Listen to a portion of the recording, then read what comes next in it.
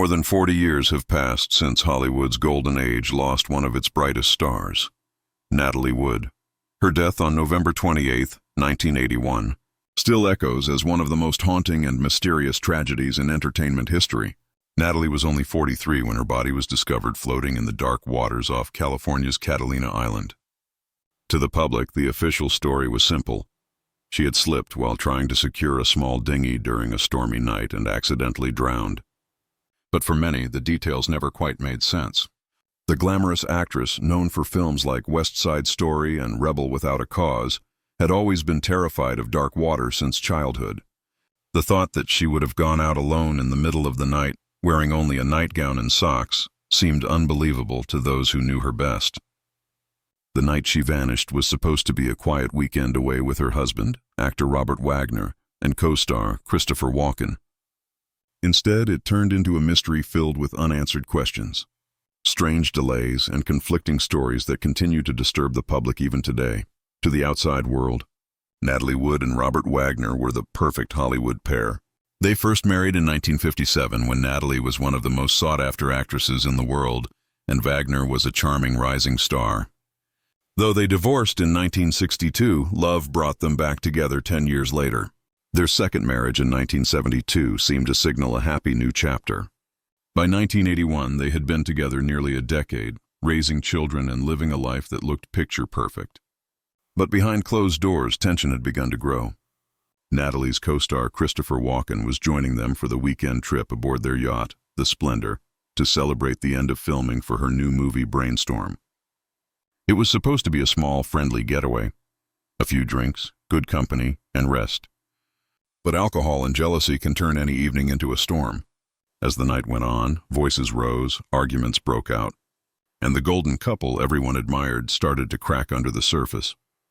That night on November 28, 1981, the group had dinner and drinks at a restaurant on Catalina Island.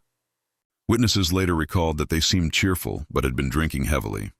When they returned to the yacht, tension grew between Robert Wagner and Christopher Walken. Some said they argued about Natalie's career. Others whispered that Wagner's jealousy had taken over.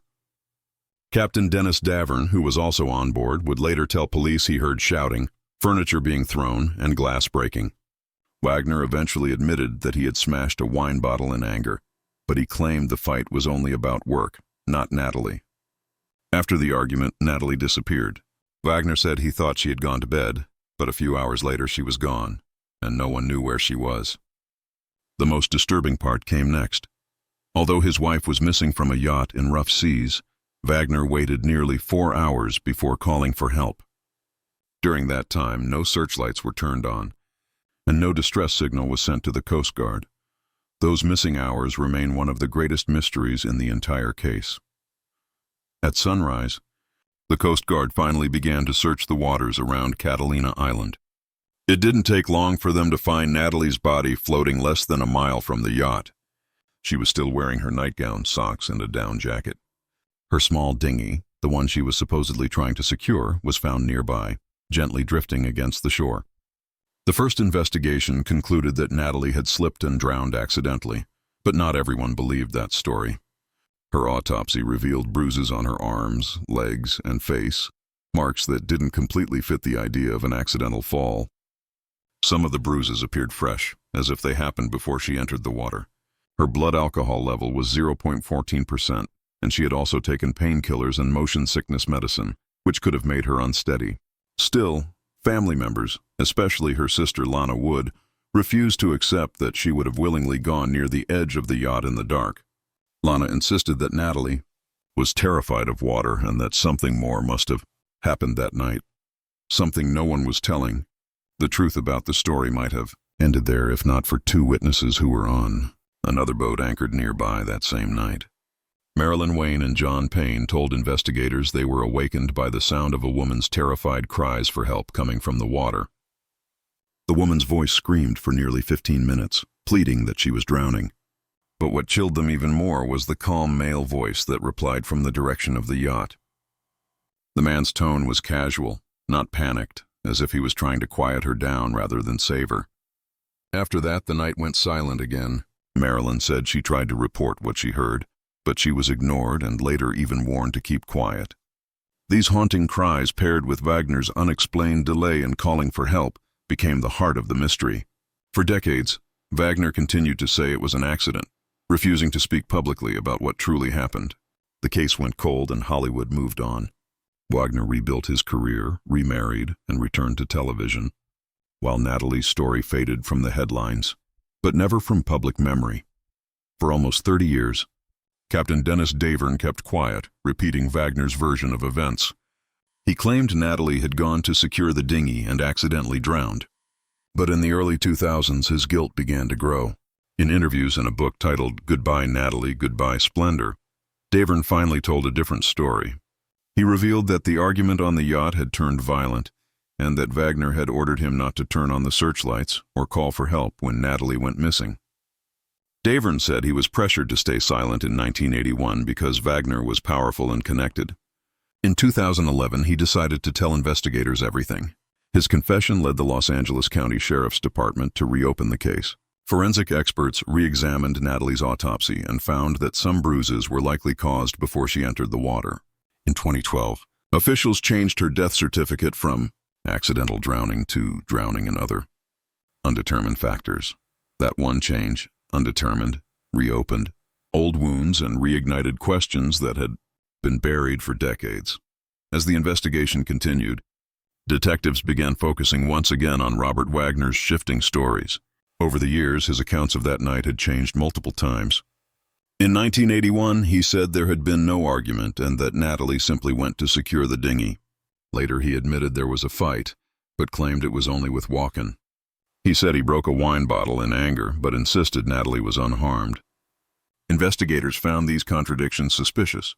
In 2018, the Los Angeles County Sheriff's Department officially named Wagner a person of interest. Lieutenant John Carina told reporters that Wagner's story just doesn't add up. The most frustrating part for detectives was that Wagner refused to meet with them. Despite repeated requests, he never sat down for another interview. His silence became the biggest wall between investigators and the truth. Wagner, too, remained mostly quiet, giving only one interview where he repeated the accident theory. Both men seemed determined to let the mystery fade with time, but the questions didn't. While the men on that yacht stayed silent, Natalie's sister, Lana Wood, refused to give up. For decades, she has fought to keep her sister's case alive. In her 2021 memoir, Little Sister, Lana detailed her own investigation and shared painful stories from their childhood. She revealed that Natalie had been deeply hurt by Hollywood's darker side, including a disturbing story about being assaulted as a teenager by a powerful actor. Lana believed Natalie lived her life in fear, controlled by powerful men, and that her death was part of a pattern of silence and protection in Hollywood. She has repeatedly called for Wagner to answer questions under oath and face what really happened that night. To her, Natalie's story isn't just about one mysterious death. It's about truth, justice, and breaking the silence that has protected powerful figures for too long.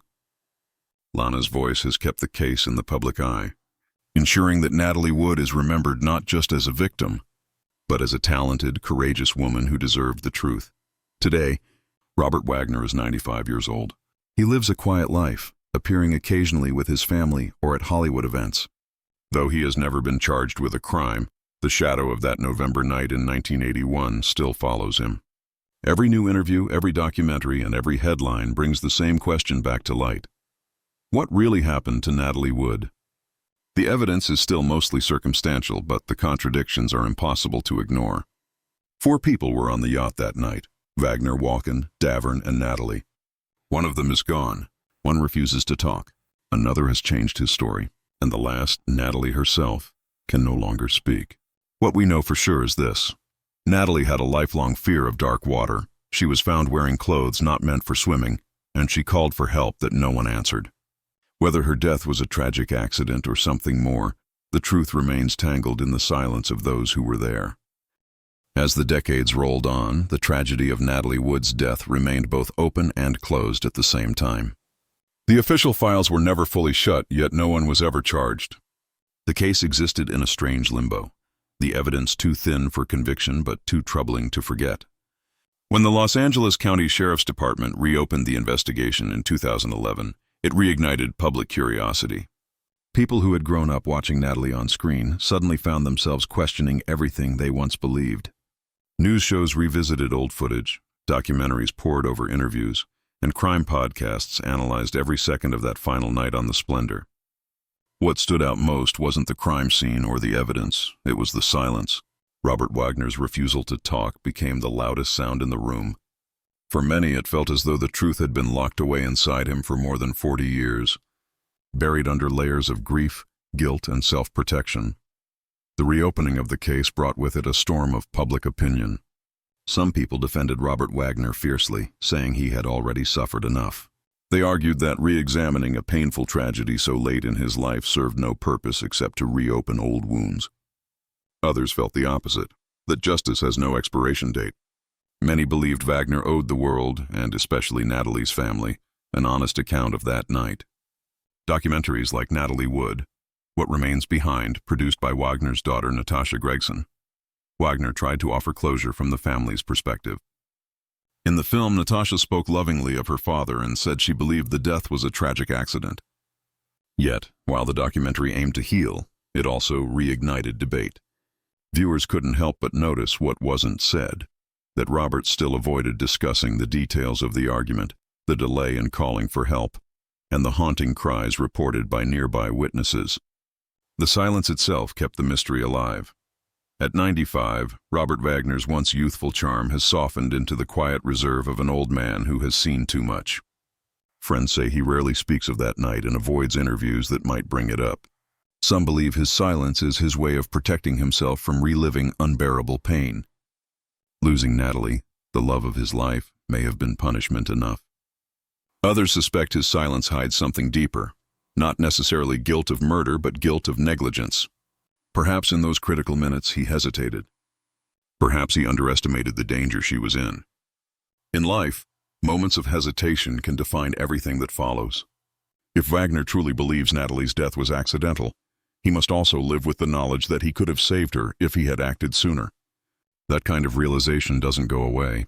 It lingers like a shadow, always just behind you, even when the cameras stop rolling. Christopher Walken, the third person on the yacht that night, has also remained mostly silent. Known for his eccentric style and mysterious aura, Walken has rarely discussed that weekend in interviews.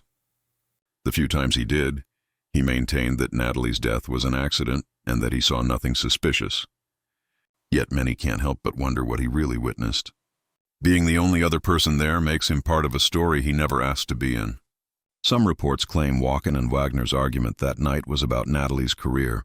Walken allegedly encouraged her to focus more on work, while Wagner wanted her at home. Others suggest Wagner grew jealous of how close Natalie and Walken had become during filming. If Walken saw or heard more than he admitted, his silence may come from a desire to avoid blame or confrontation.